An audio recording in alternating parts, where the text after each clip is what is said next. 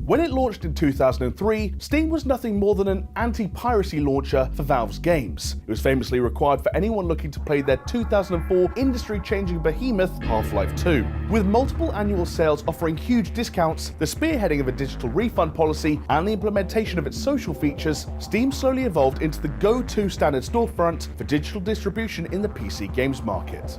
But despite Steam's unquestionable domination for more than a decade, the platform isn't shy of problems. Moderation on the platform is worse than ever, with dozens of new games released daily. Quality new titles are resultantly drowned in the deluge, and developers are starting to look elsewhere, namely the Epic Games Store. Epic's attempts to compete with Valve have been making waves in the PC gaming community, and people are outraged, to say the least. Accusations of anti-consumer behavior have been repeatedly levied at Epic, and the EGS isn't exactly perfect. It doesn't even have a shopping cart. Nevertheless, this doesn't change the fact that the quality of Steam has been in decline in recent years, and that so far Valve has done little to mitigate these problems. As it stands, Epic might be the only competitor with enough financial backing to force Valve to up their game. This is Game Changers, and this is how the Epic Games Store will save PC gaming. Launching in December of 2018, the Epic Games Store quickly rose to prominence as serious competition to Steam's supremacy through their aggressive pursuit of timed exclusives. But why are developers even agreeing to jump ship for a brand new, relatively untested storefront over the biggest PC gaming market available? It sounds suicidal, but it starts to make sense when we examine three factors: money guarantees, revenue split models, and the curation of the platform. Epic haven't been shy about throwing money around to get developers on board for timed exclusivity. It's a no-brainer. To get titles as big as Metro Exodus and Borderlands 3 to ditch Steam for a few months takes money, with some sites speculating the amounts to be between tens and hundreds of millions of dollars. It's a win-win for developers. They get guaranteed cash from Epic to offset their lost revenue from not having their games on other storefronts, and they get to keep the money from sales on the Epic Games Store. Such guarantees are almost certainly being offered to indie developers too, and given they're usually in need of funding, it makes the EGS very attractive. Then there's the revenue split model of both platforms. Any developer looking to sell a game on Steam has 30% of their earnings taken as a cut by Valve. In October 2018, Valve did change up their baseline 70-30 split by offering different ratios based on a game's performance. But the sale thresholds titles have to hit for a bigger slice are absurdly high. The minimum a game needs to make before they see a change? $10 million.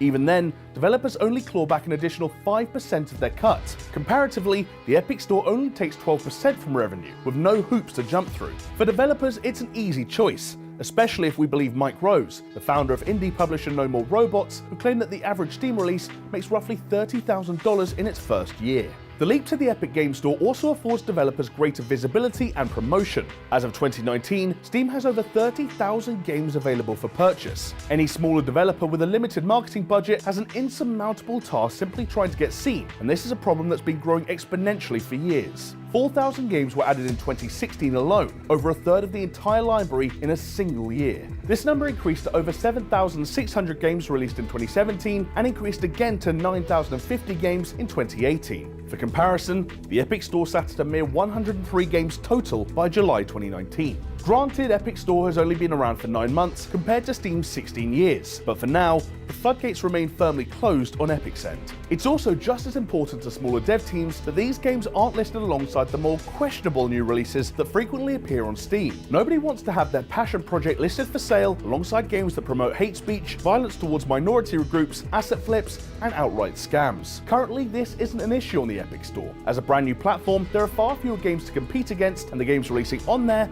are all finished to a high level of quality. For now, the Epic Store is leaps and bounds ahead of Steam in terms of curation.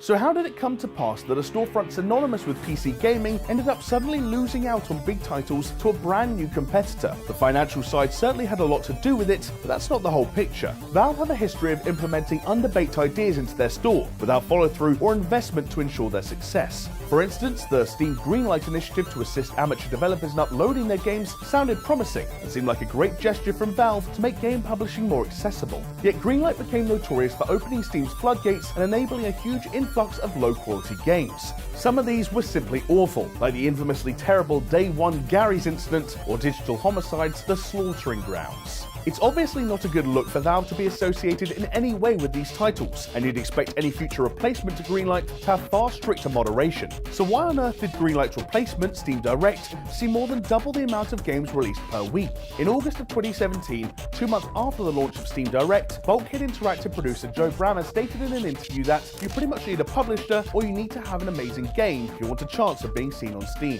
That problem has only intensified over the last 2 years. GamesIndustry.biz reported on the rapidly worsening issue in July of 2019, with input from 12 indie developers. Cade Peterson, the CEO of Midboss, summed it up in the article by stating, "Every major change Valve made in the past 4 to 5 years has been at the cost of helping developers. Pretty much every new change has hurt them." Both versions of Valve's publishing program have a common flaw: user-led moderation. Given the amount of money Valve makes, why didn't they source more manpower to ensure these services were properly maintained internally against a code of standards? Or failing this, why didn't they simply kill the programs outright when they were clearly detracting from the quality of their platform? It's no surprise that when 167 developers were surveyed in 2018, only 11% thought Valve were justifiably earning their 30% cut. Paradox Interactive CEO Frederick Wester went even further, calling Valve's 70-30 split outrageous and claiming Epic had done a great job for the whole industry. So how is it actually panning out for developers that have chosen to go exclusive on the Epic Games Store? Pretty well for some, it seems. Despite being released 6 years after the film, Saber Interactive's World War Z game hit the million sold mark in a single week. Saber CEO Matthew Karch specifically cited the Epic Games Store as a reason for the title's success, claiming the PC version was performing way above expectations. Metro Exodus going to EGS after having offered pre-orders on Steam may have led to vocal calls to boycott the title, but the controversial decision was justified. Exodus recouped its development and marketing costs in less than 2 months. Lars Wingfors, CEO of THQ Nordic who published Exodus, again cited the PC version of the game had seen particular growth on the platform compared to the previous entries. If it's working out well for developers and providing a healthier publishing environment in the PC gaming space, then why are people so mad about the competition? It mostly comes down to the tactics Epic have been employing to make their store more appealing to consumers. Securing timed exclusives works out brilliantly for Epic and the developers, but some PC gamers have taken to calling the practice anti-consumer. They're worried Epic are less interested in building a genuine competitor to Steam and are instead using their piles of Fortnite money to strong-arm the industry and simply starve Valve's store of games. Sure, Epic's hunt for exclusives is certainly aggressive, but it's not illegal. There's also an obvious counter-argument. How does someone effectively challenge Steam's market share without huge financial backing? Understandably, people are also worried about the fragmentation of the PC market. For most people, Steam has all their games, and the idea of splitting up your library is both annoying and worrying, especially in a digital landscape where people technically don't own anything. Some critics also feel Epic isn't trying to compete with Valve as far as it's just trying to replace them. One reporter for VG247 outright cited this as the reason for their aggression. However, it seems like world domination isn't quite round the corner for Epic just yet. They've already missed self-imposed deadlines for improving the store, meaning it still lacks a shopping cart, wish lists, and automated refunds. These could be seen on the store's roadmap, which they recently took down, probably out of embarrassment for how often they were missing their own deadlines. It doesn't stop there though. During their recent mega sale, many of the store's glaring problems came to a head, and users were banned for attempting to buy too many games, which is an interesting sales tactic. Clearly, EGS is not the finished article and lacks many of Steam's features, but there's nothing to suggest that Epic won't get there eventually. And while Valve don't seem too bothered by their store's shortcomings, at least Epic are being proactive in other areas to offset the fact that they haven't got the perfect shopfront. Given the success of current timed exclusives, it's easy to see a future where developers automatically opt to go to Epic over Steam, if only for the increased revenue split and increased discoverability, especially if Steam doesn't fix its big problems. Only time will tell if this trend continues for upcoming exclusives, but it only looks promising for anyone that took the exclusivity deal. In a best of both worlds scenario, we'd simply have two incredibly competent stores that kept each other in check by constantly vying for customer preference by continually iterating and improving on themselves. This, theoretically, should be how things operate under capitalism, but it rarely ends up being the case. As discussed earlier, Valve had basically established a monopoly on the digital distribution of PC games, and with that level of unchecked power often comes complacency. Valve could certainly be taking a myriad of steps to lessen Epic's growing market share, but they don't seem to be.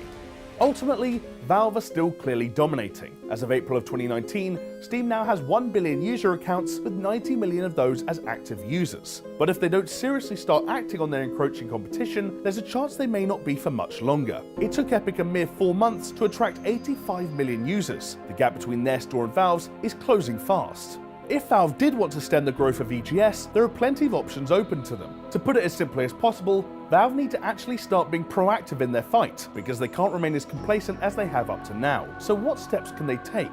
For starters, Valve have struggled in recent years to give users big new titles to keep them on their platform. Epic have a huge hit on their hands in Fortnite, but lack other big name titles for people to return to frequently. With CSGO, Team Fortress 2 and the gargantuan Dota 2 under their belt, Valve have a competitive but aging lineup.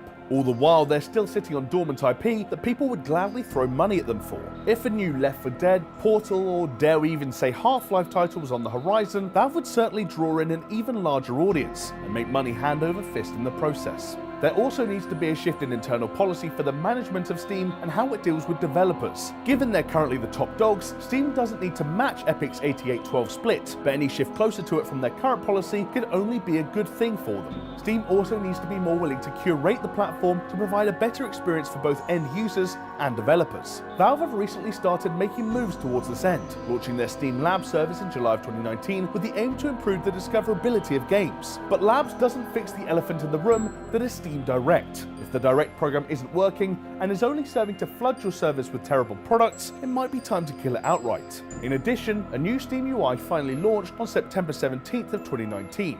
This new and arguably long overdue UI aimed to make the client look a lot neater whilst giving you clearer access to key information. One significant change here is the homepage being set to include a What's New section that will offer developer curated content like announcements, update posts and events, taking a leaf from Epic's book.